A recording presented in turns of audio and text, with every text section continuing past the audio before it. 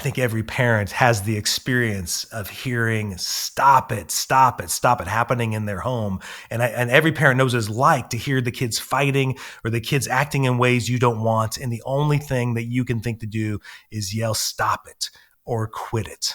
Well, today we're going to dive into why that's not going to change anything. And we're going to give you 4 specific, awesome steps that you can take today and change the moment that you're experiencing with your family. It's going to help raise kids who aren't resisting you and you aren't resisting them. It's going to create so much more cooperation and flow for your family. So we look forward to diving into that subject with you today. Welcome to the Art of Raising Humans.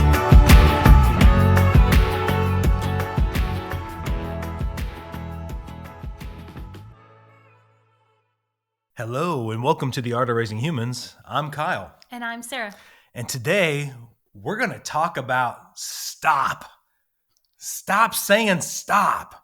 Right. Right? Yeah, stop it. Stop. You stop it. No, you stop it. You tell me to stop it? Yeah, stop it. Ew. Quit. Stop. Stop that.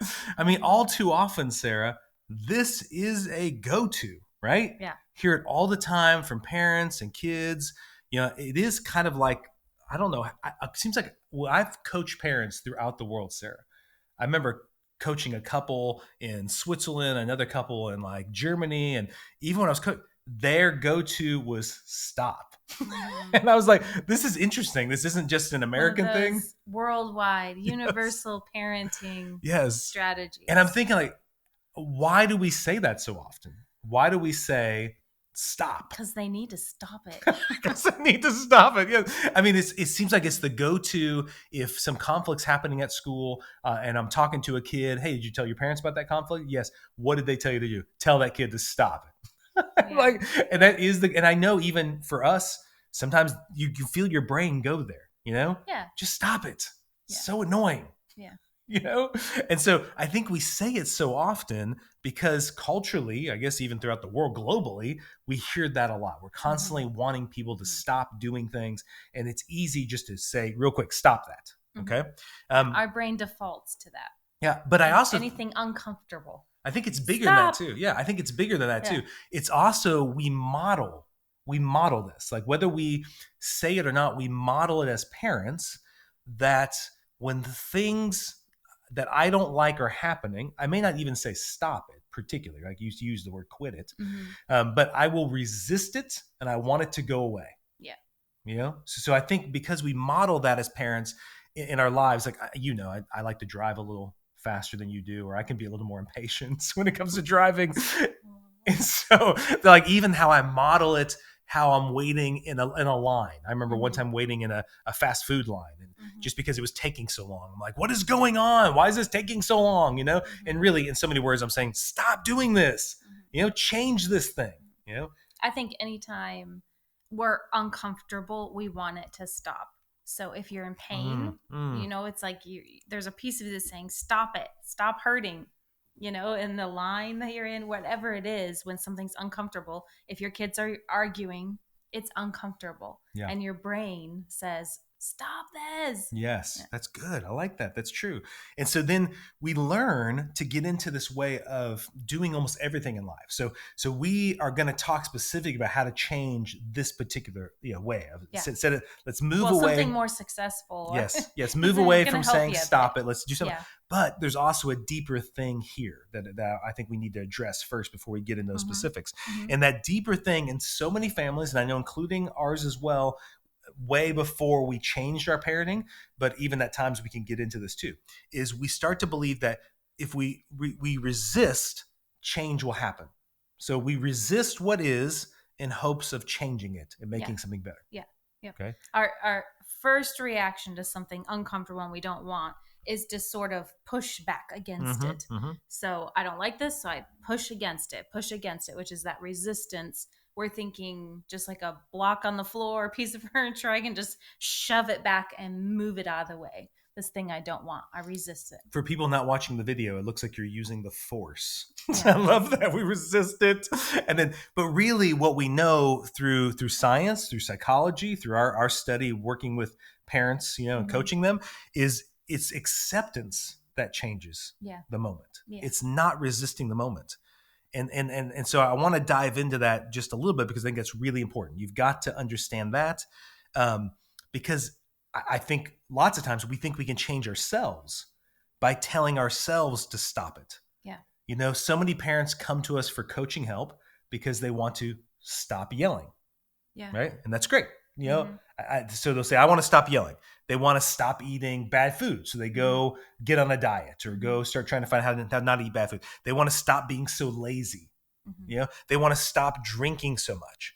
So anytime they're trying to change those habits, they think about stopping the bad habit. I think even a big one to mention is anxiety or fear. Yeah. Actually, if you're having anxiety or fear, if you've ever dealt with that, we want to push against it. We want to say, stop, we want to tell ourselves, stop. But if you've worked with anxiety and stuff, it's actually sort of the acceptance of that feeling, that flow. When you do that, then you can actually start directing it and doing something about it. Well, and I want to give some specific examples that I'm sure every listener listening right now is going, oh yeah, this happens in my house a lot. But I know specific examples we hear a lot. We just were brainstorming. And if you can't think of what we're talking about, listeners, here's what we're talking about. So a good example is siblings who are, you hear the siblings say, stop doing that. I know Stop it. in our house, it's stop singing. Stop singing. Yeah. Stop making that noise. Stop bouncing that ball. Stop playing with toys, are my toys, right? Or stop eating with your mouth open. Stop clicking, tapping, drumming. Oh my gosh. Clicking the pen. That's right. That's a real click, click, click. Stop clicking, Yeah. The eating with your mouth open's never happened in our home. That never happens. No. All the kids eat with their mouth closed. All the time. Yes, I wish that was true, but it's not. So I know if I hear the clicking of the pen or you hear the tapping, some annoying noise, your first inclination is stop. Or the same song sung for the 50th time. Oh my gosh. Do you have a singer in your home, listeners? We'd love your feedback. If you have a singer, I love singing. Yes, that's just right. The 50th, Yes. And then parents telling the kids to stop playing the video games. Stop whining, stop fighting, right? Yeah. So there's all this stop language there. Conflict with kids at school. Like I said, the typical answer is tell that kid to leave you alone and stop it, right? Yeah. And then I'll hear from the kid, one of the reasons why I thought we should do a podcast on this is I'll hear from the kid. I'll say, did that work? No. The kid. So what did the kid do? And this is what happens a lot, Sarah, when I'm talking to kids. What did the kid do when you said stop? He did it more. He did it more? What? That's a surprise, But it's not a surprise because when the kid hears you say stop it and the kid sees you getting all energized about it, the kid's like, cool, I know that's a button I can continue pushing. And that's not always even conscious. Yes. Yeah. And even for little kids, it can be your reaction for sure. It can be, whoa, what that, 2-year-old or something. They'll be like, wow, look what that did. I was just driving this little car and banging it into some. Look at that reaction. Yes. Or I'm pushing these buttons and look at that. Because 2-year-olds, their brains are kind of wired for looking for reactions because they're in that stage of what happens if you do this. Cause and effect stuff. Yes, and then that happens and you do that.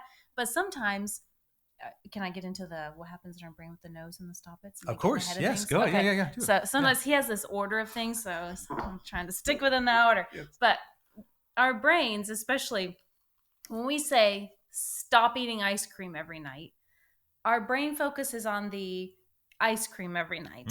If you say, don't push that button. I'm thinking about ice cream right now. Thanks. Right. So you can obviously try that. Maybe I've heard this one before. If you say, don't think about white elephants, don't think about white elephants, don't think about white elephants. Yes. What are you thinking about? A white elephant or a purple balloon or whatever it might be. Yep. So those words, stop, no, don't, in our brain, they don't register those super well. Yeah. They hear the other parts. They don't hear the negatives. They hear the other thing going on. Yeah. So with our children, with ourselves, if we're focusing on don't eat that, don't do that. Yeah. Our brain focuses more on the thing you're wanting to stop. It doesn't focus less on it. Yeah. So. Like stop eating sugar. The kid's like, oh, what sugar can I not have now? Right. Or in school, a lot is teachers saying, stop running. Stop yelling, yes, right? Okay. Yes, Yep. that one you hear a lot. Yeah, so then kids, their brains, even though they know you mean stop, but their brain will actually be more focused on the word running, not on the stop running or don't run. So right before you said that, the sentence I had written down was telling a kid to stop it just gets them focused on the very thing we don't want them to do. Yeah. Right. So you've shifted all the focus towards that. And it's actually going to take, you're saying don't. It's going to take more effort for the kid to not do the thing you want them to do. Okay. Because their brain, even, it's like, zoop. I hope in this, I hope you can see how this is going to help you as a listener too. If you're trying to eat better, we'll get to that in just a second. If you're thinking about all the things you should stop eating, it's going to make it exponentially more difficult. Don't yell. Don't be mad. Don't worry. Don't be anxious. If you're telling yourself, like, if you feel those feelings and you're trying to just smush them, don't do that. Don't feel that. Don't feel that. I mean, I would think you'd know that never really works. Yeah. It's not very successful. Well, for a moment it is, but then you almost are worse afterwards. Well, when I'm helping parents and coaching them, Sarah, specifically dads, I would never say, hey, here's a great way to stop yelling. Just in the moment when things are heated, just tell yourself, don't yell. Like that wouldn't be great advice. It wouldn't be helpful to the person, right? Because now they're focused the whole time. Don't yell, don't yell, don't yell. But they're like, what am I supposed to do? just don't yell. Well, that's not success. Success is doing something better, eating something different. So here's the big idea. Change doesn't happen through resistance. Change happens through acceptance. You need to focus on what you want somebody to do instead of what you want them to stop doing. Yes. Right. And that's kind of what you're getting at with the brain. I've got to shift where my almost like I saw Dr. Becky Bailey do this at a conference one time where she took a flashlight, and it's like wherever my flashlight is going to be, that's where we're all going to look, right? So think about it. Anytime you're trying to help a kid, act like you have a flashlight. You have one of those helmets. I think Becky actually wore a helmet with a light on top. And it was like, wherever that's where the light's going to go, And if you're in the dark, why would you be looking at it? You'd be looking where the light's going, And the kid is going to follow the light. So if I'm saying, don't go there, don't go there, don't go there, the kid's like, well, where do we go? That seems to be the place you shine. It reminds me, have you ever gone up and you're like, okay, don't look now, but so-and-so. And what does everybody do? They look, right? So it'd be much better to be like, hey, everyone, look over there. Yeah. So-and-so is right behind us. That's right. Yes. Because then you would have shifted. So much better. But as soon as you say, don't look now, everyone look. I told you not to look. Yes. Yeah. Well, so we kind of narrowed it down to 4 specific ways to approach these moments differently. And I'm telling you, this seems like, oh, what's the big deal? Saying so. It is revolutionary in your family when you can now see every moment as a moment to accept the moment as it is and then actually change it. That's what I hope listeners are hearing. When you're saying stop it, you're resisting the moment and you actually make the moment more likely to happen in the future. Yeah. Okay, Can I give my river example? Yeah, go ahead. Yeah, sure. So I was telling him, like, it kind of reminds me of a flowing water. It could be down your driveway or a little stream or something. And I remember as kids, we would play in little streams and things all the time. And if you build a dam, the water just builds up and builds up and builds up, and it doesn't really, right? That doesn't really work. So instead, if I want to change the river, I do much better to just guide it a different direction. We would build little walls, or you put little sticks somewhere, and instead the water is flowing. Yeah. In our case, you couldn't shut it off, right? I could try to build a dam, like, stop water, but the water just starts pouring everywhere. It still goes. Yeah. Instead, I needed to direct the water where I want it to go. Yeah. I love it. And then I'm thinking what you're accepting there is that the river is going to flow. Yeah. You're not going to stop the river flowing. Coming. And it's going to go downhill, right? It's not typically going to go uphill, right? So it's going to go downhill. So I want to make sure I'm focused on where I want the water to go rather than stopping it from going where it is. Yeah. You know? And so in the same way, think of the kid's energy as a river, and you're going to guide that. Yes. Like I want to get into these 4 specific ones, and maybe it will sum it up. But as you're sharing your river example too, I'm thinking about the time we were at that birthday party, and this little kid, he was a kid of a friend of ours, their kid, and he had a baseball bat. It was like a plastic baseball bat. He's maybe 4 or 5 years old. He comes over and he starts hitting my leg with the baseball bat, and immediately I saw the shock and horror on the parent's face, and like, stop hitting him, right? And then, knowing what we know, I was thinking, I don't think he wants to hit me. I think he's saying, what do I do with this baseball bat? This is really fun to swing. Yeah. It's really fun So to I hit just stuff. said, hey, is there a ball? Do you have a ball for him? So he throws me the ball that goes with the bat. And I say, hey, take this ball, go outside, hit it.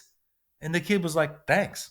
I just like did it. Like that's where I think so many times this stop it thing is what we don't understand we're doing is by resisting the kid and saying stop it. We're teaching them to do that with their siblings. We're also teaching them to resist their other people in their life. Themselves too. Resist themselves as well. And they're just getting really, really skilled at being resistant.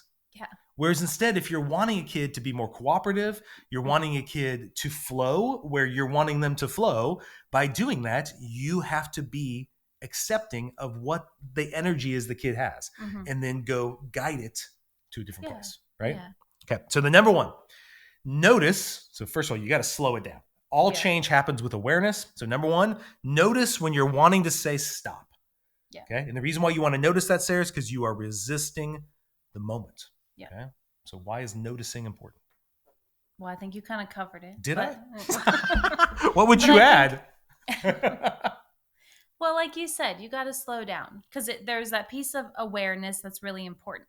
It's not a bad thing that you want something to stop, right? But if we can just slow ourselves down a little bit and go, what's happening here? What is this child doing? What am I feeling? And then I can be intentional about changing the direction of that little river. I can be thinking about where I'm wanting it to go instead of just resisting it. It'll change the whole dynamic of our relationship and what's going on inside of me. Yeah, it's great. And then number two. So once you've noticed, then now pause, think about what you want them to do. Okay. So where are you wanting them to go? Now, this is different than the other one where you're resisting the moment. Now you are accepting the moment and you're trying. I mean, this is, I think this is probably the hardest one. Is to go, wait, what does I actually want them to do? Right. Because obviously if there's something like they're arguing and you're saying, stop arguing, we are thinking, where can they argue? Yeah. That's not what we're talking about here. Yep. Yeah. But you're, because hopefully you've kind of become aware of what's going on. Yep. And then you're going to guide that need or that want, or you're going to now be intentional about where it's easy with something like a kid hitting a bat. Maybe, you can think, okay, where can this child go hit the bat? Yeah. What could they hit with stuff? instead of hitting me? Yeah. Yeah. But with the argument, you're thinking, okay, we've got to resolve this, right? Instead of just the arguing, I want to help guide them into a conflict resolution situation. Yeah. I want to help them learn how to talk to each other. Yeah. So your focus there is you want them both to hear each other, right? And then pursue a resolution. Yeah. You know, because that's really the whole reason why they're arguing is they both want to be heard, and each other. If you notice, they're not listening to each other. They're not really hearing each other. You know, and they're both resisting each other. Exactly. They're both focused on resisting the other person's perspective. And if you come in with your resistance, we're just resistance all up. Well, and then what that happens a lot of times, then the parent does, and they think it solved the problem, but it solved nothing, right? All it did was tell the kids, okay, we got to next time be quieter when we're arguing so they don't jump in, or the biggest person wins. So whoever has the biggest power, they resist the moment, they win. So someday when I'm a big teenager, I can resist mom or dad and maybe I can win. Yeah. So we want to pause, think about what you want them to do. That's a big shift. And this is going to be huge when you're teaching siblings as well. You're going to want them to notice, right? And then pause and think about what is it your sibling is actually trying to accomplish here? How can they do it? So the third step is consider the other person's needs and wants in the moment. Yeah. What does that mean? Yeah, that's being aware. So in that situation, we kind of touched on this. So if I see my child is hitting everything in the house, then I would think, oh, my 2-year-old has a lot of energy and they want to hit things, and I can take them outside and they can hit a ball, they can hit rocks, they can hit all kinds of things, and have somewhere to put all that excitement, energy around hitting. Yeah. Right? That's safe and okay for everybody involved. If they're arguing, so it's that pausing and that awareness of what do they need. Trying to step into their shoes. Yes. That's part of the empathy. It's not piece. really You're really showing empathy and trying to get it from their perspective.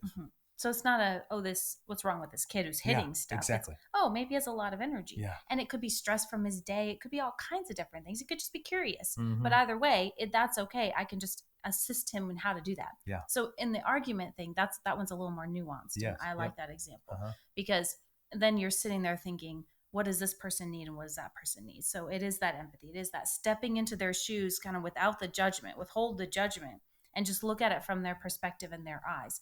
Maybe one of them is needing attention, so they're kind of nitpicking at the other sibling, and they're bored, or they just want to hang out with that person, and this is the best they can do right now. Maybe the person is tired and wants to just read. I'm just making this up, but stepping into their shoes to go, what are your needs and wants? What are your needs and wants? Well, I'm thinking, as you just said, you're making this up. I'm thinking of even bedtime can be like this. The parent wants to leave. I know this was a constant. So I wanted to say goodnight. I wanted to leave and go do my own thing, hang out with you, whatever, right? Yeah. And the kid didn't want you to leave.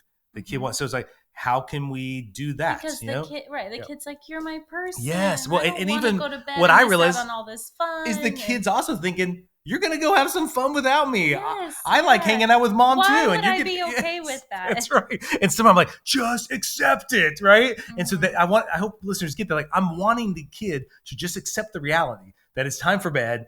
But then I'm not accepting the reality that that's hard for them to do that and to not be able to participate in that. Or it's hard for them to be alone in a dark room with all of their anxious thoughts or whatever it might be from the day, And so once I accept that, then I can say, hey, would this help?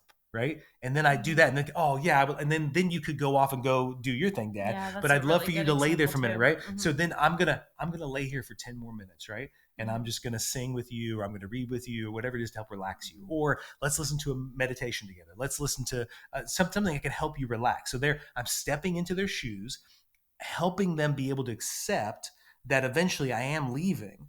But I'm also trying to give you the tools and the skills. And you're accepting where they're at. Yes. This is hard. Yeah. This isn't. Instead of I know in my mind, Sarah, I'm like, why is it taking you so long to just accept the fact that I'm not going to be here all night with you? Let's just move on, grow up. Those are the kind of thoughts you have, And what you find is sometimes I'll meet with kids who are still struggling with this into their teenage years because that thought was they just need to grow up and get over it. And they've just never learned the skill to do it. They're resisting sleep. The parent's resisting the fact that the kid doesn't want to go to sleep, and it's just they're getting more and more skilled at that. So it's kind of moving into, if you listen to our other podcast about win-wins, but this is moving into that skill of a win-win. Mm-hmm. I'm stepping into their shoes and I'm valuing their needs and wants, my needs and wants, whoever's involved, all of those are on the table and valued, and I'm looking for a win for all of us in that situation. So the four. So number one is notice when you're wanting to say stop. You don't want to resist the moment. 2, pause. Think about what you want them to do. Start accepting the moment. Number 3, consider the other person's needs and wants in the moment. Take a moment to really have empathy. Try to step into their shoes. Number 4, give them clear direction on how to get what they want. Right? Yeah. The example I have there is helping a teenager one time, Sarah, and was coaching him through this. And his little brother was annoying the snot out of him. He's like, man, I was like, well, what's happening? And he said, well, I'll be watching a show on Netflix, and then my little brother will come up and he'll start shooting me with a Nerf gun. And I said, what do you do then? I go chase after him and I catch him and I beat him up. Okay. I can see why you would do that. I guess that is annoying. Do you think your little brother wanted you to track him down and beat him? No, probably not. He actually doesn't seem to like it when I do it. So that's why I do it, to try to get him to stop doing that, right? And I'm like, okay, what do you think he actually wants? And most kids actually know this answer. He's like, I think he just wants to play with me. Oh, okay. So what if you tried this? So next time you're watching the Netflix show, brother comes up, has the Nerf gun, just look at him and say, hey, if you want to play with me, this show's going to be over in about 20 minutes. I can play with you then, and we can do Nerf guns then. Mm-hmm. And it was awesome. The kid came back the next time, said, hey, I tried what you said. And my little brother said, oh, cool. And he just left.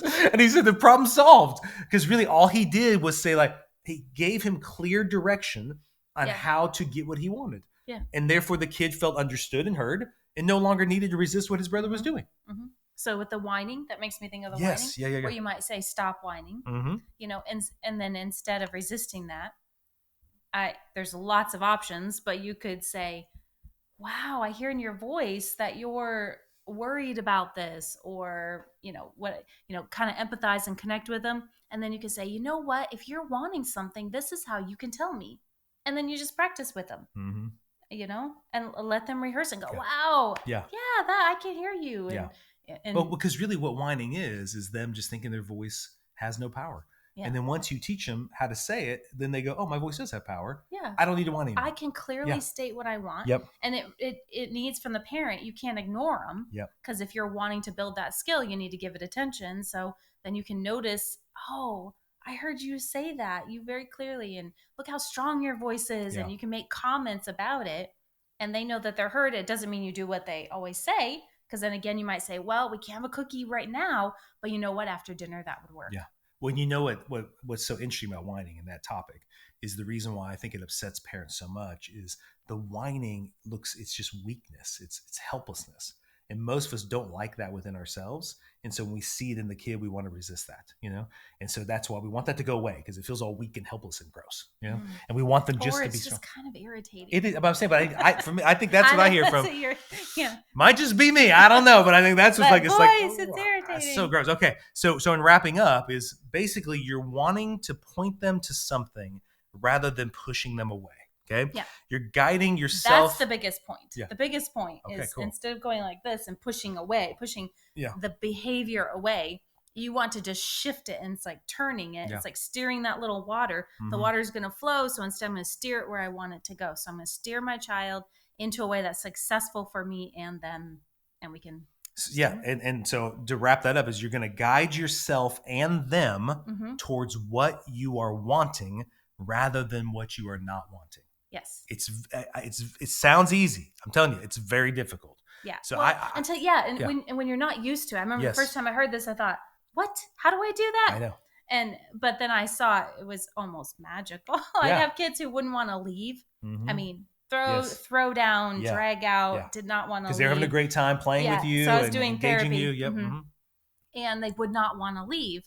And they were maybe even going back to school or something. And there was such big resistance. It would take 20 minutes or some big deal. And I learned to, instead of just saying, you've got to stop playing, it's time to go.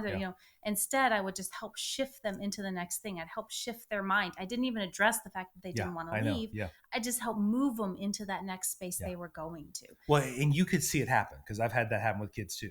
And you see the parent getting more and more anxious and more frustrated. And you see the kid just becomes more and more resistant. And you can see it. I remember even being at Chick-fil-A one time and a parent was getting really mad that a kid wasn't leaving when she told him to leave. The play area. Yes, the player was you could see this happening. So I want to encourage all the listeners, just notice how often throughout the day you're resisting the moment. You're resisting yourself, you're resisting your kid, you're resisting traffic, whatever it is.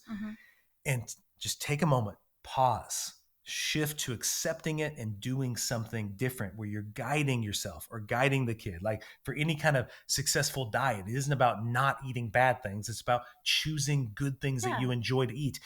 Everything tells you you're more likely to be successful at that. Yeah. I'm going to wake up and eat a bunch of vegetables today. Yeah. And I'm looking forward to that rather than I don't get to eat donuts today or I don't get to eat that.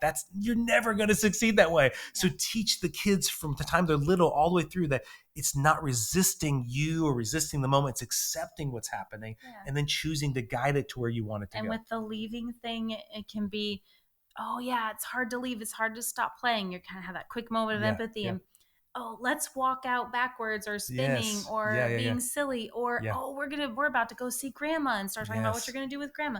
Whatever it might be for you, help shift that child's brain while you're talking and putting on shoes or what, their brain starts to shift into the next thing. It moves them in that direction. And there's not that pushback. Instead, it's like, here, we're flowing over here. I think a lot of parents think when you say that too, it seems like, you're just distracting them. But it's like, no, you're shifting their attention. Yeah. You're getting and I'm their not attention. Bribing them. It's not you get a cookie as soon as you get in the car. You're shifting their attention towards something else. Their attention is focused on what they're not getting. Yeah. And we're going to focus towards where we're going. Right? Yeah. We're just like I might not eat ice cream every night. Instead, I'm going to have more fruit or more vegetables, or I'm just shifting I'm not bribing my brain with veggies. I'm just shifting my focus where I'm wanting it to go. That's wonderful. So I hope you find these 4 specific steps very helpful to you to changing something that seems small, like kids saying stop it in their home, but also in a bigger way. Really being able to understand how to effectively make change happen in your life personally, in your marriage, with your kids, with any area. It really is this fundamental belief that's at the core of it, So I hope you took some of those tips and really start practicing it today and start seeing some positive outcomes. Whatever, we'd love to hear your feedback on that. I'd love to send comments. If you want to reach out to us, you can reach out to me at kylewester@parentinglegacy.com. You can reach out there, send, we'd love to hear the experience you're having. And also we'd love for you to share this podcast with your friends, rate it, give us 5 stars, review it. We love all that feedback. It really encourages us to hear about how this is helping other families. I don't think we've ever read one and been like, didn't want to hear that.